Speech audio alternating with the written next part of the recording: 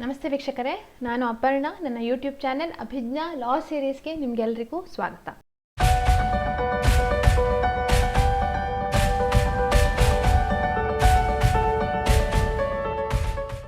Karnataka judiciary exams, prelims ಎಕ್ಸಾಮ್ಸ್ಗೆ ತುಂಬ ದಿನ ಬಾಕಿ ಇಲ್ಲ. 17ಕ್ಕೆ ಏನು ನಿಗದಿಯಾಗಿದೆ ಡೇಟು. ಸೊ ಆ ನಿಟ್ಟಿನಲ್ಲಿ ಈ ನನ್ನ ಯೂಟ್ಯೂಬ್ ಚಾನಲಲ್ಲಿ ಕೆಲವೊಂದು ಮಾಕ್ ಕ್ವಶನ್ಸ್ಗಳನ್ನು ಅಪ್ಲೋಡ್ ಮಾಡ್ತೇನೆ ಸ್ವಲ್ಪ ಈ ಒಂದು 2-3 ದಿನಗಳ ಅವಧಿಯಲ್ಲಿ.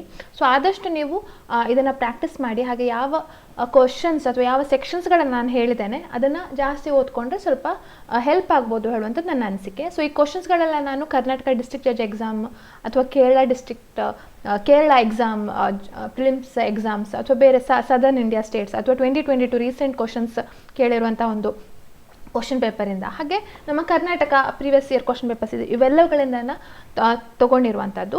ಸೊ ರೆಲೆವೆಂಟ್ ಕ್ವಶನ್ಸೇ ಆಗಿರುತ್ತೆ. ಸೊ ಆದಷ್ಟು ಈ ಕ್ವಶನ್ಸ್ಗಳನ್ನು ಅರ್ಥ ಮಾಡಿಕೊಂಡು ಸೆಕ್ಷನ್ಸ್ಗಳನ್ನು ಓದಿ. ನಾನು ಕ್ವಿಕ್ಕಾಗಿ ತುಂಬ ಎಕ್ಸ್ಪ್ಲನೇಷನ್ ಕೊಡೋದಿಲ್ಲ, ಯಾಕೆಂದರೆ ವಿಡಿಯೋ ಲೆಂತ್ ತುಂಬ ಆಗುತ್ತೆ. ಸೊ ಆದಷ್ಟು ಕ್ವಿಕ್ಕಾಗಿ ಆ ಸೆಕ್ಷನ್ ಏನು, ಆನ್ಸರ್ ಏನು ಅಂತ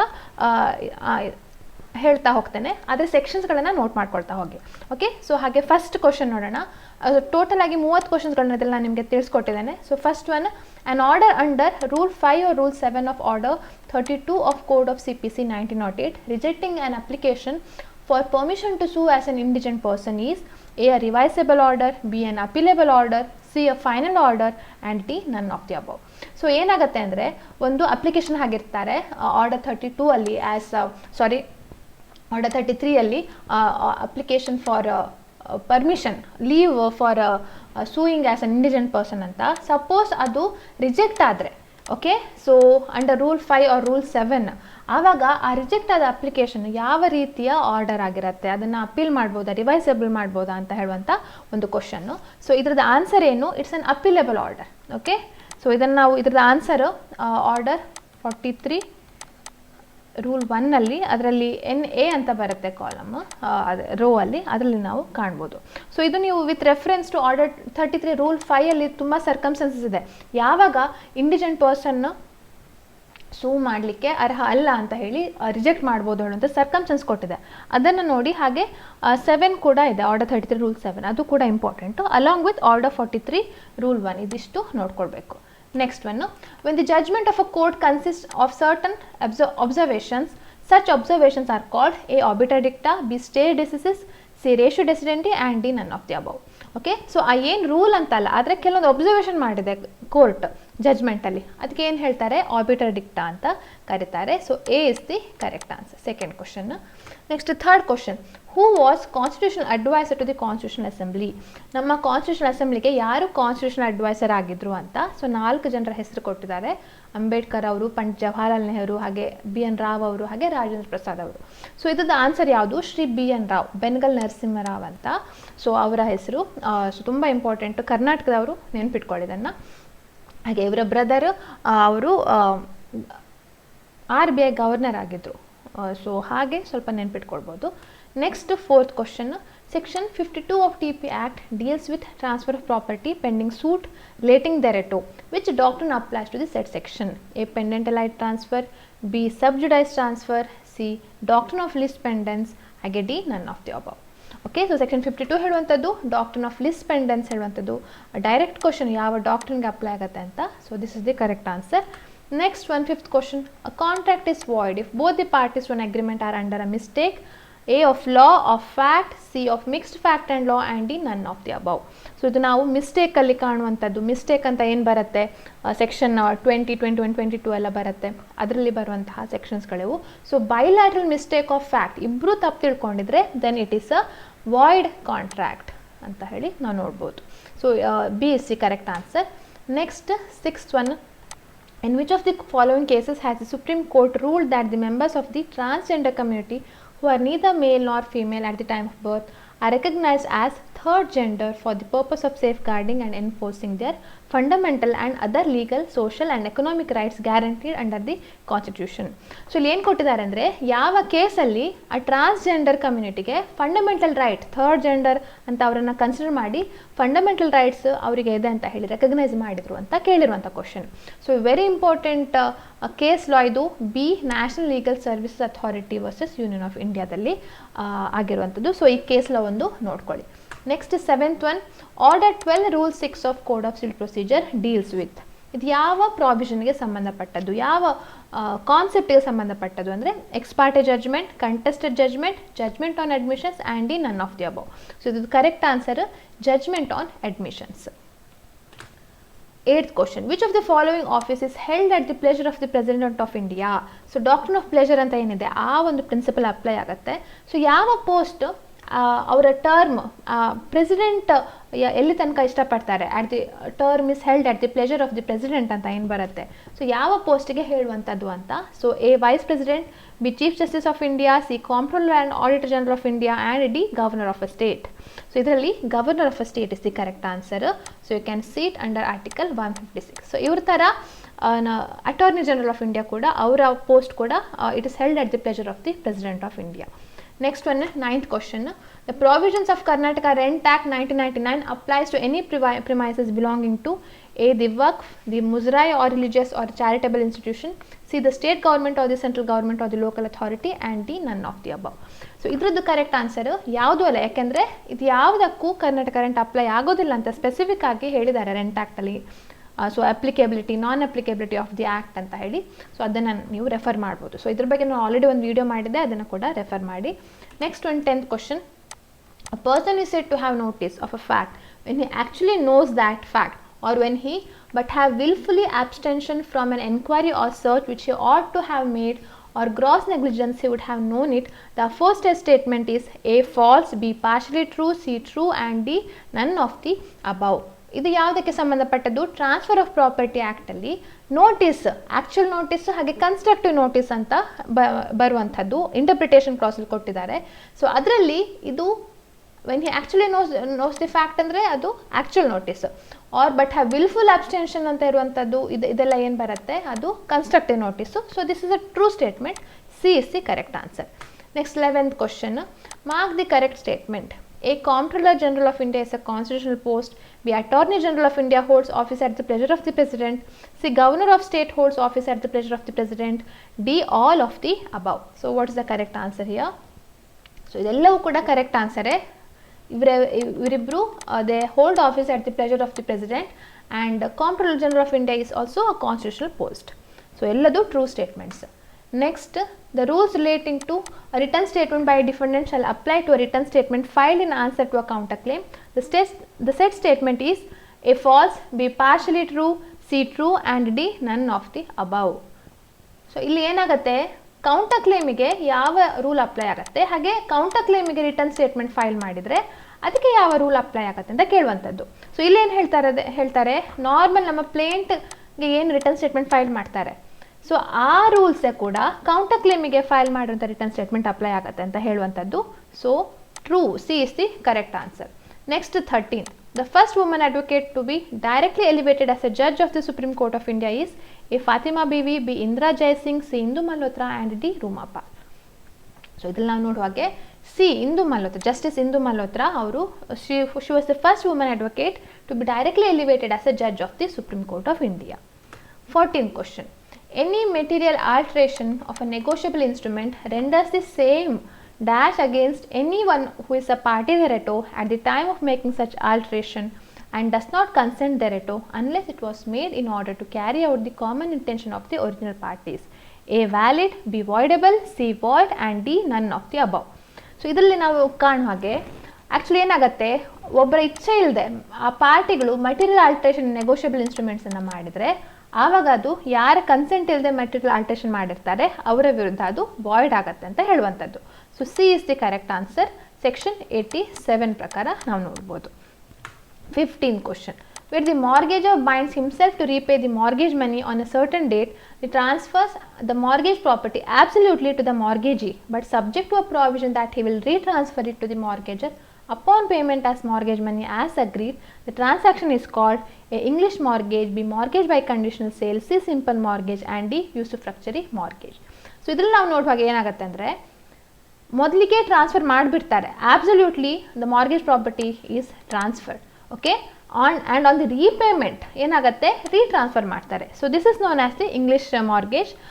ನಾವು ಇದನ್ನು ಸೆಕ್ಷನ್ 58 ಕಾಣ್ಬೋದು. Next 16th question, which are the properties not liable to attachment and sale in execution of a decree. So ನಾವು 4 ಆಪ್ಷನ್ಸ್ಗಳನ್ನು ನೋಡಿದ ಹಾಗೆ Section 60 of CPC is applicable here. So which property is attachable, which property is not attachable ಹೇಳೋದಕ್ಕೆ A. Bank notes, bills of exchange and promissory notes, they are attachable. ಮತ್ತು all deposits, this is not attachable. B. A mere right to sue for damages, this is not attachable. Hence D is the correct answer. B ಮತ್ತು C attach ಆಗೋದಿಲ್ಲ. So D ಇಲ್ಲಿ ಕೊಟ್ಟಿದ್ದಾರೆ 2 ಸೇರಿ. So D is the correct answer. 17th question, a determination of lease occurs. ಯಾವಾಗ ಒಂದು ಗೇಣಿ ಅದರದ್ದು ನಿಲ್ಲಿಸುತ್ತೆ, ಅದನ್ನು ಮುಗಿಯುತ್ತೆ ಅಂತ ಹೇಳುವಂಥದ್ದು. So A. on the expiration of a notice to determine the lease or to quit or of intention to quit the property leased duly given by one party to the other. B. by implied surrender. C. by effects of time limited thereby. D. all of the above. So ಇಲ್ಲಿ ನಾವು ಕಾಣುವ ಹಾಗೆ ಇದು section 111 of TP ಆ್ಯಕ್ಟಲ್ಲಿ ಬರುವಂಥದ್ದು. So ಇದು D is the correct answer. So ಎಲ್ಲದು ಕೂಡ ಎಲ್ಲ ಮುಖಾಂತರ ಕೂಡ ಒಂದು ಲೀಸನ್ನು ಡಿಟರ್ಮಿನ್ ಅಂದರೆ ಟರ್ಮಿನೇಷನ್ ಆಫ್ ಲೀಸ್ ಮಾಡ್ಬೋದು. D is the correct answer. 18th, under which of the following circumstances an injunction cannot be granted. ಯಾವ ಸಂದರ್ಭದಲ್ಲಿ, ಇದು ಸ್ಪೆಸಿಫಿಕ್ ರಿಲೀಫ್ ಆ್ಯಕ್ಟಲ್ಲಿ ಬರುವಂಥ ಕ್ವಶನ್. ಸೊ ಸೆಕ್ಷನ್ 41 ನೋಡಿದರೆ ಅದರಲ್ಲಿ ಡಿಫ್ರೆಂಟ್ ಸರ್ಕಮ್ಸ್ಟೆನ್ಸ್ ಕೊಟ್ಟಿದ್ದಾರೆ. So to restrain any person from instituting or prosecuting any proceeding in a court not subordinate to that from which injunction is sought, or to restrain any person from applying to any legislative body. C. to restrain any person from instituting or prosecuting any proceeding in a criminal matter. D. all of the above. So ಈ ಎಲ್ಲ ಸಂದರ್ಭದಲ್ಲಿ ಸಹ ಇಂಜೆಕ್ಷನನ್ನು ಕೊಡಲಿಕ್ಕೆ ಬರೋದಿಲ್ಲ ಅಂತ section 41 ಅಲ್ಲಿ ಹೇಳಿದ್ದಾರೆ. So D. all of the above. This is the correct answer. Next 19. In any case in which a decree is passed ex parte against a defendant, he may A. file an appeal against the said decree. B. apply to the court by which the decree was passed for an order to set it aside. C. take steps as per A or B. D. file a writ petition to the High Court under Article 227 of the Constitution. So ಇಲ್ಲಿ ನಾವು ಏನು ಕಾಣ್ತೇವೆ, ex parte degree ಆದಾಗ ಏನು remedy ಅಂತ ಕೇಳುವಂಥದ್ದು. So ಒಂದು ಏನಾಗುತ್ತೆ, ಅದೇ ಕೋರ್ಟಲ್ಲಿ ಸೆಟ್ಟಿಂಗ್ ಅಸೈಡ್ ಎಕ್ಸ್ಪಾರ್ಟೆ ಡಿಗ್ರಿ ಒಂದು ಆಪ್ಷನ್ ಕೇಳ್ಬೋದು ಅಂಡರ್ ಆರ್ಡರ್ 9 ರೂಲ್ 13 ಹಾಗೆ ಇದು ಫೈಲ್ ಆ್ಯಂಡ್ ಅಪೀಲ್. ಸೊ ಇದು ಸೆಕ್ಷನ್ 96 ಬರುವಂಥದ್ದು, ಅಪೀಲ್ ಫೈಲ್ ಮಾಡ್ಬೋದು. So both the options are available. So C is the correct answer. Take steps as per A or B ಅಂತ. Next 20th, the maxim ignorantia juris non excuse that means ignorance of law is no excuse, ignorance of fact is no excuse, ignorance of law is an excuse and ignorance of fact is an excuse. So ಕಾನೂನು ಗೊತ್ತಿಲ್ಲ ಅಂತ ಏನು ನಾವು ನಮ್ಮ ignorance ತೋರಿಸ್ತೇವೆ ಅದಕ್ಕೆ excuse ಕೊಡಲಿಕ್ಕೆ ಸಾಧ್ಯ ಇಲ್ಲ ಅಂತ ಹೇಳುವಂಥದ್ದು. So A is the correct answer. Next 21, which of the following is not a part of the preamble to the Constitution of India? A. democracy and justice, B. socialism and secularism, D. justice and D. adult franchise. ನಾವು article 326 ನೋಡಿದರೆ right to vote ಅಂತ ಏನು ಕೊಟ್ಟಿದ್ದಾರೆ, ಅದು right to vote, adult franchise, universal adult suffrage ಅಂತ ಏನು ಹೇಳ್ತಾರೆ ಅದಕ್ಕೆ ಸಂಬಂಧಪಟ್ಟದ್ದು. ಸೊ ಉಳಿದಿದ್ದೆಲ್ಲವೂ ಕೂಡ ಪ್ರಿಯಂಬಲಲ್ಲಿ ಬರುವಂಥದ್ದು. So D is the correct answer. Next 22, character of right sought to be declared must be A. an existing right on the date of the suit or up to the date of the decree, B. legal one, C. valid one and D. all of the above. So ಇದು declaratory decree ಕೇಳುವಾಗ ಯಾವ ರೀತಿ ಆ declaration of right ಇರಬೇಕು, character of right ಹೇಗಿರಬೇಕು ಹೇಳುವಂಥದ್ದು ಒಂದು ಪ್ರಶ್ನೆ. So section 34 of specific relief ಆ್ಯಕ್ಟನ್ನು ನಾವು ರೆಫರ್ ಮಾಡಿದ್ರೆ ಇದ್ರದ್ದು ಆನ್ಸರ್ ಸಿಗುತ್ತೆ. So D is the correct answer. Next 23rd question, under provisions of Karnataka Rent Act 1999, the dispute of relationship of landlord and tenant is dealt within A. section 45, B. section 40, C. section 41 and D. section 43. So ಇದರಲ್ಲಿ ಯಾವುದು correct answer? Direct question ಕೊಟ್ಟಿದ್ದಾರೆ. So section 43, when there is a dispute of relationship of landlord and tenant.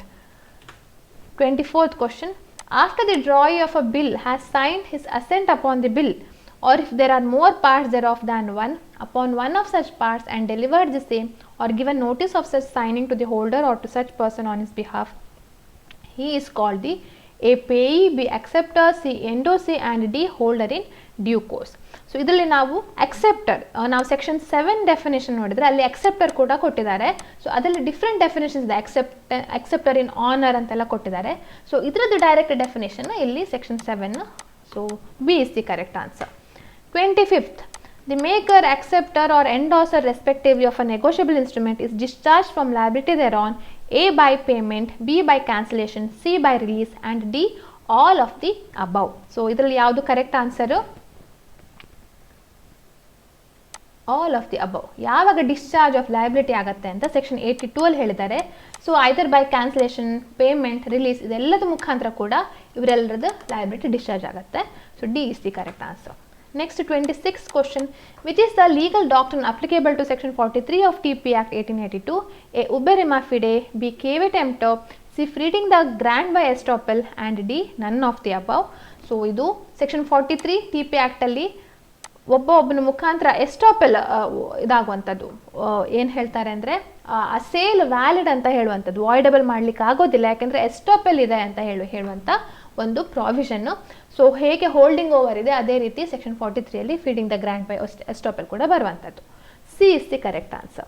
Next 27th, a suit for possession of an immobile property under section 6 of Specific Relief Act 1963 can be filed within A 1 year of dispossession, B 6 months of dispossession, C 3 years of dispossession and D 12 years of dispossession. So ಅದರಲ್ಲಿ specifically factly direct ಆಗಿ section 6 ಅಲ್ಲಿ ಬರುವಂಥದ್ದು. ಸೊ 6 ತಿಂಗಳ dispossession, this is based on the possession not on the title. So 6 ತಿಂಗಳ ಒಳಗೆ suit ಹಾಕಬೇಕು ಹೇಳುವಂಥದ್ದು. Next 28th question, cancellation of contract due to impossibility of performance is called A novation, B rescission, C frustration and D both B and C. So ಇದರಲ್ಲಿ ನಾವು ಕಾಣುವ ಹಾಗೆ ಯಾವುದಾದ್ರೂ impossibility of performance ಇರುವಾಗ ಆವಾಗ ಏನಾಗುತ್ತೆ, ಆ contract naturally it can't be performed, so it becomes cancelled. So that is known as frustration. So section 56 ಅನ್ನು ನಾವು ರೆಫರ್ ಮಾಡ್ಬೋದು of Indian contract act. Next one 29th question, if a decree is passed by the court by way of compromise in a suit, A, the same can be assailed by filing another suit on the ground that the compromise on which the decree is based was not lawful, B, C, recall of the decree before the court which passed the decree, say there is no remedy in law against a compromise decree and D none of the above. So ಇದು ಆಗೋದಿಲ್ಲ ಯಾಕೆಂದರೆ order 23 rule 3 ಅಲ್ಲೇ ಹೇಳಿದ್ದಾರೆ 3A ಅಲ್ಲಿ a fresh suit cannot be filed ಅಂತ. So this is not the correct option. There is no remedy ಅಂತಲೂ ಇಲ್ಲ, ಹಾಗೇನಿಲ್ಲ. ಬಟ್ ಅದೇ ಕೋರ್ಟಲ್ಲಿ ಏನಾಗ್ಬೋದು, they can seek recall of the decree before the court which pass the decree, compromise ಸೂಟಲ್ಲಿ ಬರುವಂಥದ್ದು. And last question 30th question, earnest money is the sum of money deposited for the performance of the contract. If so, which is the correct statement as under? A, it is not a part of purchase price. B, it is given at the time of the conclusion of the contract. C, it can be given at any time. D, it is a guarantee of due performance of the contract. So earnest money ಅಂದರೆ ಏನು ಅಂತ ಕೇಳುವಂಥದ್ದು, ಅದು ನಾವು performance ಮಾಡ್ತೇವೆ ಹೇಳೋದಕ್ಕೆ ಒಂದು initially deposit ಕೊಡುವಂಥದ್ದು. So it is a guarantee of due performance of the contract. Okay, so ಇದಿಷ್ಟು ನಾವು ಏನು ನೋಡಿದ್ವಿ, 30 ಕ್ವಶನ್ಸ್ಗಳನ್ನು ನೋಡಿದ್ವಿ. ಸೊ ಇದರದ್ದು ಇನ್ನೂ ಡೀಟೇಲ್ ಆಗಿ ಎಕ್ಸ್ಪ್ಲನೇಷನ್ ಬೇಕು ಅಂದರೆ ನಾಳೆ 7:30 ಅನ್ಅಕಾಡೆಮಿಲಿ ಕ್ಲಾಸ್ಗಳನ್ನು ತೊಗೊಳ್ತಿದ್ದೇನೆ. ಇದೇ ಮಾಕ್ ಟೆಸ್ಟ್, ಇದೇ ಕ್ವಶನ್ಸ್, ಆದರೆ ವಿತ್ ಮೋರ್ ಎಕ್ಸ್ಪ್ಲನೇಷನ್ಸನ್ನು ನಾನು ನಿಮಗೆ ತಿಳಿಸ್ಕೊಡ್ತಾ ಇದ್ದೇನೆ. ಅದೇ ಎಕ್ಸ್ಪ್ಲನೇಷನ್ ಇಂಗ್ಲೀಷಲ್ಲಿ ಇರುತ್ತೆ. So you all can refer that. ಹಾಗೆ ಇನ್ನೂ ನನ್ನ ಯೂಟ್ಯೂಬ್ ಚಾನಲ್ಲು ಇನ್ನೂ ಕ್ರಿಮಿನಲ್ ಲಾ ಮಾಕ್ ಟೆಸ್ಟ್ಗಳ ಬಗ್ಗೆನೂ ಅಪ್ಲೋಡ್ ಮಾಡ್ತೇನೆ. ಹಾಗೆ ಅನ್ಅಕಾಡೆಮಿಲಿ ಸೀರೀಸ್ ಆಫ್ ಮಾಕ್ ಟೆಸ್ಟ್ಗಳನ್ನು ಕಂಡಕ್ಟ್ ಮಾಡ್ತಿದ್ದೇನೆ. ಸೊ ಖಂಡಿತವಾಗಿಯೂ ಅಟೆಂಡ್ ಆಗಿ, ಅದರದ್ದು ನನ್ನ ಪ್ರೊಫೈಲ್ ಲಿಂಕ್ ಎಲ್ಲ ಈ ಡಿಸ್ಕ್ರಿಪ್ಷನಲ್ಲಿ ಕೊಟ್ಟಿದ್ದೇನೆ. ಹಾಗೆ ಅನ್ಅಕಾಡೆಮಿಲಿ ಹೊಸದಾಗಿ ಒಂದು ಆಫರ್ 14ನೇ ಜುಲೈ ತನಕ ಒಂದು ಸ್ಪೆಷಲ್ ಆಫರ್ ಇದೆ. ನೀವು 6 ತಿಂಗಳ ಸಬ್ಸ್ಕ್ರಿಪ್ಷನ್ ತೊಗೊಂಡ್ರೆ 1 ತಿಂಗಳ ಸಬ್ಸ್ಕ್ರಿಪ್ಷನ್ ಫ್ರೀ. ಸೊ ಹೀಗೆ ಬೇರೆ ಬೇರೆ ಅಮೌಂಟಿನ ಬೇರೆ ಬೇರೆ ತಿಂಗಳ ಅವಧಿಯ ಸಬ್ಸ್ಕ್ರಿಪ್ಷನ್ ತೊಗೊಂಡ್ರೆ ಹಾಗೆ ಸಬ್ಸ್ಕ್ರಿಪ್ಷನ್ ಡಿಫ್ರೆಂಟ್ ಮಂತ್ಸ್ ಸಬ್ಸ್ಕ್ರಿಪ್ಷನ್ ಜಾಸ್ತಿ ಆಗ್ತಾ ಹೋಗುತ್ತೆ. ಸೊ ಇದ್ರದ್ದು ಒಂದು ಆಫರ್ ಬೆನಿಫಿಟ್ ತೊಗೊಳ್ಳಿ. ಯಾಕೆಂದರೆ ಮೇನ್ಸ್ ಎಕ್ಸಾಮ್ಸ್ಗೆ ನೀವು ಪ್ರಿಪೇರ್ ಆಗುವಾಗ, ಇಂಟರ್ವ್ಯೂಗೆಲ್ಲ ಪ್ರಿಪೇರ್ ಆಗುವಾಗ ನಿಮಗೆ ಹೆಲ್ಪ್ ಆಗ್ಬೋದು. ಸಪೋಸ್ ನೀವು ಪ್ರಿಲಿಮ್ಸ್ ಕ್ಲಿಯರ್ ಆಗ್ತೀರಿ ಹೇಳುವಂಥ ಭರವಸೆ ನಿಮಗಿದ್ರೆ, ಕರ್ನಾಟಕ ಜುಡಿಷಿಯರಿ ಎಕ್ಸಾಮ್ಸ್ಗೆ ಯಾರು ಅಪೇರ್ ಆಗ್ತಿದ್ದೀರಿ. ಹಾಗೆ ಇನ್ನೂ ಮೆಗಾ ಕಾರ್ನಿವಲ್ ಅಂತ ಏನು ಆಗ್ತಾ ಇದೆ, 16 ತನಕ ಇದೆ. ಸೊ ನಿಮಗೆ ಟೈಮ್ ಇದೆ ಜುಡಿಷಿಯರಿ ಎಕ್ಸಾಮ್ಸ್ಗೆ ಪ್ರಿಪೇರ್ ಆಗಲಿಕ್ಕೆ. ಆದಷ್ಟು ಮಾಕ್ ಟೆಸ್ಟ್ಗಳು ಅಥವಾ ಏನೇ ಒಂದು ಈ ಇಂಪಾರ್ಟೆಂಟ್ ನಿಮ್ಮ ಸಬ್ಜೆಕ್ಟ್ಗೆ ಸಿಲೆಬಸ್ಗೆ ಸಂಬಂಧ ಇರೋ ಕ್ಲಾಸ್ಗಳನ್ನೆಲ್ಲ ಅಟೆಂಡ್ ಆಗಿ, ಫ್ರೀ ಲೈವ್ ಕ್ಲಾಸಸ್ಸು. ಸೊ ಇದಕ್ಕೆ ನೀವು ಎನ್ರೋಲ್ ಆಗ್ಬೋದು. ಹಾಗೆ ಪ್ಲಸ್ ಕೋರ್ಸ್ಗಳಿಗೆ ಯಾರು ಎನ್ರೋಲ್ ಆಗ್ತೀರಿ ಅವರಿಗೆ judiciary linking batch, regular batch ಅಂತ 3.0 ಸ್ಟಾರ್ಟ್ ಆಗ್ತಾ ಇದೆ. 12 ತಿಂಗಳ ಕೋರ್ಸು ಜುಲೈ 6ರಿಂದ ಪ್ರಾರಂಭ ಆಗ್ತಾ ಇದೆ. ಹಾಗೆ ಕಾಂಪ್ರಹೆನ್ಸಿವ್ ಜುಡಿಷರಿ ಬ್ಯಾಚ್ ಅದು ಕೂಡ 1 ವರ್ಷದ್ದು. ಹಾಗೆ ಫೌಂಡೇಶನ್ ಬ್ಯಾಚ್ ಅದು ಕೂಡ 1 ವರ್ಷದ್ದು. ಸೊ ತುಂಬ ಬ್ಯಾಚಸ್ಗಳು ಆಗ್ತಾ ಇವೆ. ನಿಮ್ಮ ಒಂದು ರಿಕ್ವೈರ್ಮೆಂಟ್, ನೀವು ಯಾವಾಗ ಎಕ್ಸಾಮ್ ಅಪೇರ್ ಆಗ್ತೀರಿ ಅದನ್ನು ಮೈಂಡಲ್ಲಿ ಇಟ್ಕೊಂಡು ನೀವು ಕ್ಲಾಸ್ಗಳನ್ನು ಜಾಯಿನ್ ಆಗ್ತೀರಿ ಅಂದರೆ ಅದ್ರದ್ದು ಪ್ರೈಸಿಂಗ್ ಡೀಟೇಲ್ಸ್ ಎಲ್ಲ ನಾನು ಈಗ ಲಾಸ್ಟಲ್ಲಿ ಹೇಳ್ತೇನೆ. ಹಾಗೆ ಒಂದು PPTನೂ ತೋರಿಸ್ತೇನೆ. ಹಾಗೆ ಜುಡಿಷರಿ ಮೇನ್ಸ್ ಎಕ್ಸಾಮ್ಸ್ಗೆ ಟೆಸ್ಟ್ ಸೀರೀಸ್ ಕಂಡಕ್ಟ್ ಆಗ್ತಾ ಇದೆ ಪ್ಲಸ್ ಸಬ್ಸ್ಕ್ರೈಬರ್ಸ್ಗೆ. ಅದೇ ನೀವು ಐಕಾನಿಕ್ ಆದರೆ ನಿಮಗೆ ಕ್ವಶನ್ ಪೇಪರ್ಗಳನ್ನ ಕರೆಕ್ಷನ್ ಮಾಡಿ ಕೊಡ್ತಾರೆ. ಹಾಗೆ ಕೇಸ್ ಲಾಸ್ ಮೇಲೆ ಟೆಸ್ಟ್ ಸೀರೀಸ್ ಇದೆ, ಅದು ಕೂಡ ಅಟೆಂಡ್ ಆಗಿ, ಇಂಪಾರ್ಟೆಂಟ್ ಕೇಸ್ ಲಾಸ್. ಆಕ್ಸಲರೇಟ್ 6.0 ಅಂತ ಇದೆ, ಚಾಲೆಂಜಸ್ ಸೀರೀಸ್ ಅಂತ ಇದೆ. ಇದ್ರ ಬಗ್ಗೆ ನಾನು ಪ್ರತಿ ವಿಡಿಯೋದಲ್ಲೂ ನಿಮ್ಗೆ ತಿಳಿಸ್ಕೊಡ್ತಾ ಇದ್ದೇನೆ. ಸೊ ಆದಷ್ಟು ಜನ ಅಟೆಂಡ್ ಆಗಿ ಪ್ರಾಕ್ಟೀಸ್ ಮೇಕ್ಸ್ ಪರ್ಫೆಕ್ಟ್ ಅಂತ ಏನು ಥಿಯರಿ ಇದೆ ಅದನ್ನೇ ಈ ನಮ್ಮ ಎಲ್ಲ ಎಕ್ಸಾಮ್ಸ್ಗಳಿಗೂ ಅಪ್ಲೈ ಆಗುವಂಥದ್ದು. ಹಾಗೆ ಐಕಾನಿಕ್ ಬಗ್ಗೆನೂ ಕೂಡ ನಿಮಗೆ ತಿಳಿಸ್ಕೊಟ್ಟಿದ್ದೆ. ನಿಮಗೆ ಡೌಟ್ ಸಾಲ್ವಿಂಗ್ ಫೆಸಿಲಿಟಿ ಇರುತ್ತೆ, ಸೆಷನ್ಸ್ಗಳನ್ನ ಬುಕ್ ಮಾಡಿ ನಿಮಗೆ ಮೆಂಟರ್ಸ್ಗಳನ್ನ ಕೊಟ್ಟಿರ್ತಾರೆ. ನೀವು ಅವ್ರ ಜೊತೆ ಡಿಸ್ಕಷನ್ ಮಾಡಿ ಸ್ಟ್ರಾಟಜಿ ಹೇಗೆ ಓದಬೇಕು ಅಂತ ನೀವು ಡಿಸ್ಕಷನ್ ಮಾಡ್ಬೋದು. ಹಾಗೆ ಪ್ಲಸ್ ಕೋರ್ಸ್ನ ಎಲ್ಲ ಕೋರ್ಸ್ಗಳನ್ನು ನೀವು ಕೂಡ ನೋಡ್ಬೋದು. ಸೊ ಇದು ಪ್ಲಸ್ ಸಬ್ಸ್ಕ್ರಿಪ್ಷನ್ನ ಡೀಟೇಲ್ಸ್. ಸೊ ಯಾವುದೇ ಅಮೌಂಟ್ ಇರಲಿ ಅದಕ್ಕೆ ನಿಮಗೆ ನನ್ನ ಕೋಡ್ ಅಪರ್ಣಾ ಲಾ ಅಂತ ಹಾಕಿದರೆ 10% ಡಿಸ್ಕೌಂಟ್ ಸಿಗುತ್ತೆ. ಹಾಗೆ ಐಕಾನಿಕ್ ಸಬ್ಸ್ಕ್ರಿಪ್ಷನ್ ಕೂಡ ಹಾಗೆ ಈ ಒಂದು ಎಲ್ಲ ಅಮೌಂಟಿನ ಡ್ಯೂರೇಷನ್ ಅವಧಿಯ ಒಂದು ಅದು ಹಾಕಿದರೆ ನಿಮಗೆ 10% ಡಿಸ್ಕೌಂಟ್ ಸಿಗುತ್ತೆ. So Unacademy YouTube judiciary channel ಕೂಡ ವಾಚ್ ಮಾಡಿ, ಬಹಳಷ್ಟು ಕ್ಲಾಸಸ್ಗಳು ಕಂಡಕ್ಟ್ ಆಗ್ತಾ ಇರ್ತವೆ. ಹಾಗೆ ಟೆಲಿಗ್ರಾಮ್ ಚಾನಲ್ ಇದೆ, ನನ್ನ ಟೆಲಿಗ್ರಾಮ್ ಗ್ರೂಪ್ ಇದೆ, ಅದಕ್ಕೆ ಕೂಡ ನೀವು ಜಾಯಿನ್ ಆಗ್ಬೋದು. ಸೊ ಇದಿಷ್ಟು ನಿಮಗೆ ಕರ್ನಾಟಕ ಜುಡಿಷರಿ ಎಕ್ಸಾಮ್ಸ್ ಬಗ್ಗೆ ಮುಂದೆ ಹೇಗೆ ಪ್ರಿಪೇರ್ ಆಗಬೇಕು, ಹೇಗೆ ಅಪೇರ್ ಆಗಬೇಕು ಹೇಳುವಂಥದ್ದಕ್ಕೆ ನಾನು ನಿಮಗೆ ತಿಳಿಸ್ಕೊಟ್ಟಿರುವಂತಹ ವಿಡಿಯೋ. ಇನ್ನೂ ಹಲವಾರು ವಿಡಿಯೋಗಳನ್ನು ಅಪ್ಲೋಡ್ ಮಾಡುವಂತಹ ಒಂದು ಉದ್ದೇಶ ಇದೆ. ಅದು ಹೇಗೆ ಅದನ್ನು ಆ್ಯಕ್ಚುಲ್ ಪ್ರಾಕ್ಟಿಕಲಿ ನಾವು ಪಾಸಿಬಲ್ ಮಾಡ್ಬೋದು ಅಂತ ಆದಷ್ಟು ನಾನು ಪ್ರಯತ್ನ ಪಡ್ತಾ ಇದ್ದೇನೆ. ಸೊ ಹೀಗೆ ನಿರಂತರವಾಗಿ ನನ್ನ ಚಾನಲನ್ನು ವೀಕ್ಷಣೆ ಮಾಡ್ತಾ ಇರಿ. ಬೇಕಾಗಿರುವಂಥ ಉಪಯುಕ್ತ ಮಾಹಿತಿಗಳನ್ನು ಕೊಡ್ತಾ ಬರ್ತೇನೆ. ನಿಮ್ಮ ಫ್ಯಾಮಿಲಿ ಫ್ರೆಂಡ್ಸ್ಗೆ ಶೇರ್ ಮಾಡಲಿಕ್ಕೆ ಮರಿಬೇಡಿ. ಲೈಕ್, ಕಮೆಂಟ್, ಸಬ್ಸ್ಕ್ರೈಬ್ ಮಾಡಲಿಕ್ಕೂ ಕೂಡ ಮರಿಬೇಡಿ. Keep watching. Thank you.